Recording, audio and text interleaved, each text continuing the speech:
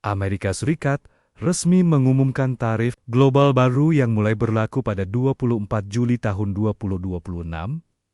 Indonesia tetap dikenai tarif impor sebesar 10% bersama Uni Eropa dan Meksiko. Sementara itu, China dan Australia dikenakan tarif yang lebih tinggi, yakni 12,5%. Kebijakan ini diterapkan kepada sekitar 60 negara mitra dagang berdasarkan Undang-Undang Perdagangan AS. Tahun ke-1974, menurut pemerintahan Donald Trump, aturan baru ini merupakan bagian dari upaya memperkuat kebijakan perdagangan dan menindak praktik yang dinilai merugikan Amerika Serikat.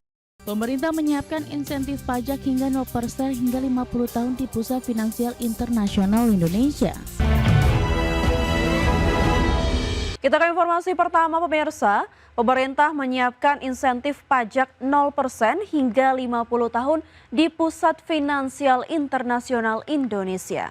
Pemerintah menilai Indonesia perlu menawarkan insentif yang lebih kompetitif untuk meningkatkan daya saing Indonesia dalam memperebutkan investasi global.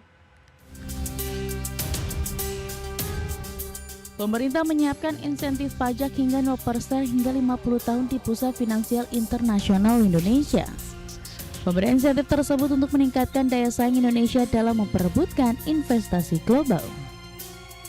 Menteri Keuangan Purbaya Yudi Sadewa mengatakan insentif perpajakan yang ditawarkan di Pusat Finansial Internasional Indonesia telah disusun dengan mempertimbangkan praktik yang diterapkan berbagai pusat keuangan internasional tersebut. Menurut Purbaya, Indonesia perlu menawarkan insentif yang lebih kompetitif karena PFII merupakan pemain baru di antara berbagai pusat finansial dunia yang telah lebih dahulu berkembang seperti Singapura, Hong Kong, dan Dubai. Untuk tahap pertama sepertinya seperti itu, kita membandingkan dengan praktek bisnis di tempat lain yang sejenis. Kita harus lebih menarik sedikit, kenapa? Kita kan kita masuknya terakhir. Ini kan kita bersaing dengan Singapura, Hong Kong, Dubai, dan lain-lain. Kalau nggak lebih menarik, nggak akan masuk.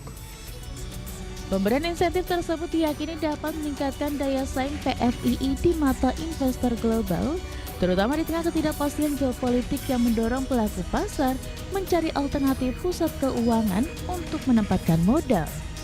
Dari Jakarta, Tim Liputan IDEX. Menteri Keuangan Purbaya Yudi Sadewa menyatakan penempatan dana saldo anggaran lebih di himpunan bank milik negara memperkuat likuiditas perbankan. Menkyu mengatakan kondisi likuiditas saat ini telah membaik seiring sinergi kebijakan fiskal dan moneter dengan Bank Indonesia.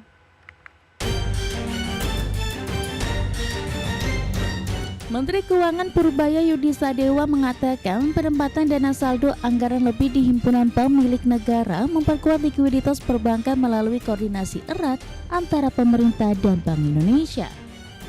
Ia mengatakan kondisi likuiditas saat ini telah membaik seiring sinergi kebijakan fiskal dan moneter. Purbaya menjelaskan Kementerian Keuangan terus berkomunikasi dengan BI untuk memastikan kondisi likuiditas tetap terjaga. Menurutnya koordinasi kedua lembaga semakin kuat dengan keterlibatan Wakil Menteri Keuangan Juda Agung yang juga merupakan mantan Deputi Gubernur BI dalam setiap rapat Dewan Gubernur Bank Indonesia. Jadi kami dengan Bank Sentral berkoordinasi amat erat untuk masalah likuiditas. Kalau saya ngomongkan beberapa minggu yang lalu, Ibu Destri kan ngomongnya kemarin, sudah membaik, ya sudah membaik kalau sekarang sih. Tapi kita komunikasi terus dengan Bank Sentral. Jadi sinerginya amat bagus. Bahkan saya impor tuh Deputi Gubernur Bank Sentral jadi wamen saya nih. Saya ekspor wamen saya jadi Deputi Gubernur sana. Itu jadi untuk mengikatkan, mempererat koordinasi antara kami dengan Bank Sentral. Setiap RDG sekarang Pak Yuda berangkat ke sana. Jadi nggak ada miss yang terlalu besar. Menanggapi kekhawatiran bahwa dana SAL di Himbara lebih banyak disalurkan ke surat berharga negara atau SBN, Purbaya menilai BI telah menjalankan fungsi pengawasan dan pengelolaan likuiditas dengan baik. Ia mengatakan pertumbuhan kredit perbankan sebesar 11,5% menjadi indikator bahwa kebijakan likuiditas berjalan efektif dan tetap mendorong penyaluran pembiayaan ke sektor real. Dari Jakarta, Tim Liputan IDEX. Pemirsa, Kementerian Perhubungan bersama dengan pemerintah Provinsi Jawa Barat sepakat untuk mengaktifkan lagi Bandara Husein Sastra Negara untuk melayani rute domestik dan rute internasional. Bandara ini ditargetkan akan dioperasikan kembali pada Agustus, lebih cepat dari rencana sebelumnya pada September tahun ini. Kementerian Perhubungan bersama dengan pemerintah Provinsi Jawa Barat sepakat untuk mengaktifkan lagi Bandara Husein Sastra Negara, Kota Bandung. Bandara ini ditargetkan akan dioperasikan kembali pada Agustus, lebih cepat dari rencana sebelumnya pada September tahun ini. Menurut Menteri Perhubungan Budi Purwagandi, keputusan strategis ini untuk merespon kebutuhan mobilitas publik serta konektivitas udara di Jawa Barat yang kian mendesak. Selain untuk melayani penerbangan domestik, Bandara Husein Sastra Negara juga berpeluang akan melayani penerbangan internasional. Pemerintah pusat bersama dengan pemerintah daerah Provinsi Jawa Barat sepakat untuk mengaktifkan kembali Bandara Husein untuk melayani penerbangan domestik. Dari pemerintah pusat kami akan memberikan izin untuk penerbangan domestik karena nanti yang akan mengoperasikan Bandara Husein itu adalah BUMN, dalam hal ini Angkasa Pura. Kemudian izin yang sudah kita berikan itu kalau saya tidak salah sekitar 20 atau 24 rute domestik.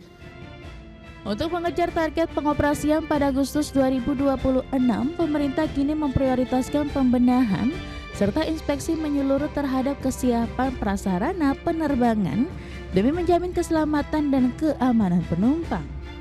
Tim Liputan IDEX. Kita beralih ke informasi mancanegara.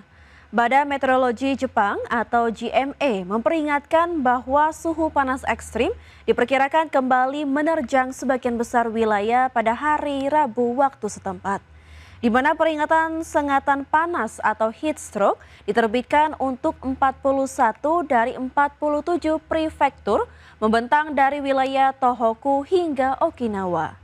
Dalam laporannya, JMA memperkirakan suhu udara terus melonjak ke level berbahaya setelah sehari sebelumnya sempat menembus 40 derajat Celcius di prefektur Gifu dan Aichi, Jepang Tengah. Pada puncak siang hari, suhu maksimal diperkirakan mencapai 40 derajat Celcius di kota Kumagaya dan Nagoya. Sedangkan suhu di Kyoto, Takamatsu, Okayama, dan Hita diperkirakan berada di kisaran 38 derajat Celcius dengan adapun pusat kota Tokyo dan Osaka diprediksi mencapai 37 derajat Celcius. Adapun lonjakan suhu tersebut telah memicu krisis kesehatan masyarakat setelah Dinas Pemadam Kebakaran Tokyo melaporkan sebanyak 287 warga berusia 3 hingga 103 tahun harus dilarikan ke rumah sakit akibat dugaan heat stroke. Selain gelombang panas, JMA juga memperingatkan adanya kondisi atmosfer yang tidak stabil di wilayah timur laut Jepang. Dengan udara lembab yang masuk ke dalam front cuaca berpotensi memicu hujan lebat disertai petir di wilayah Tohoku.